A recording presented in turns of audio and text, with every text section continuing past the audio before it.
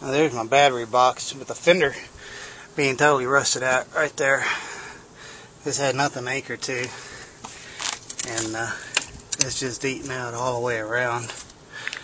And when I drove it, I was very careful because I had little dreams of battery squirting out the front or out of the bottom. I can't believe how somebody would have owned this thing and not done any better than that. The other one needs to be rebuilt too, but this is the one the battery's just floating. So I want to focus on this and see if I can't make something happen here. Then I can worry about the other side. I'm going to try to talk over top of the air conditioner. Here's some angle iron that I got from my scrap metal pile. I'm going to make the frame for the battery out of it. It's part of an old bid frame. So this is free. Just need to spend the time on it. So I'm going to build a box to go around it on the base. And then I'm going to figure out the rest of it after that. Anybody that uses flux core on a regular basis, don't never use gas, needs to have their friggin' head examined. That's ass welding. And you can't hardly even get up in there with the grinder to do anything about it. I want to knock some BBs down, but I mean shit. Now, there's a battery sitting in it. Now I got to figure out how to mount it in the truck. And I'm going to use a ratchet strap to hold it in the case for the time being until I figure something else out. Now there's the battery box. It's still a little hot. It's gonna go.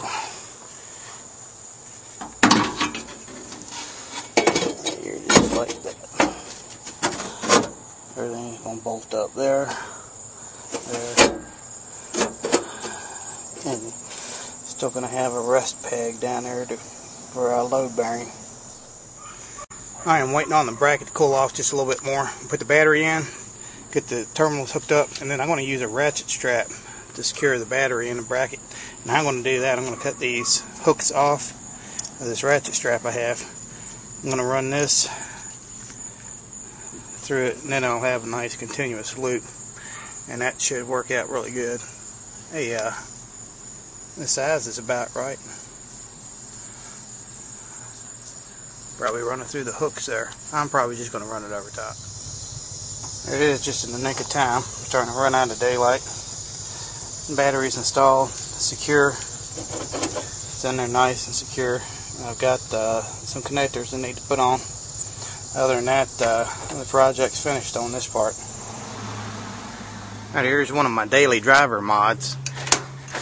When I drove this thing, I felt like I was 12. I sat so far down.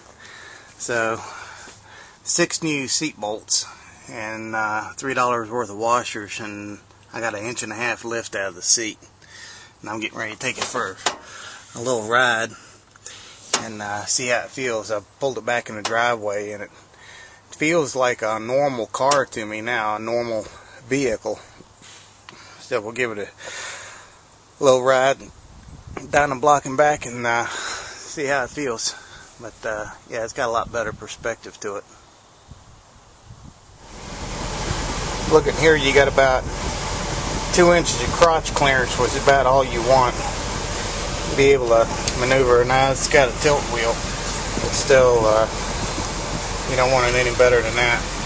And perspective, the camera's right at eye level, so my perspective is a lot better. Before it would be down here, and now it's up here, so I'm able to see around a lot better. I could tell it was different because I had to adjust the rear view mirror, and I can see over top of the hood a lot better. Just sitting up higher, it's got better visibility out of the front, and the other convenience of being able to put your arm right here on the window without feeling like you had it way up here or whatever. But it's definitely a significant improvement in the perspectives and the feel and the visibility. Another thing I noticed too is the gas and brake pedal feel good. They don't feel unnatural or too far or whatever. They actually feel better than they did before.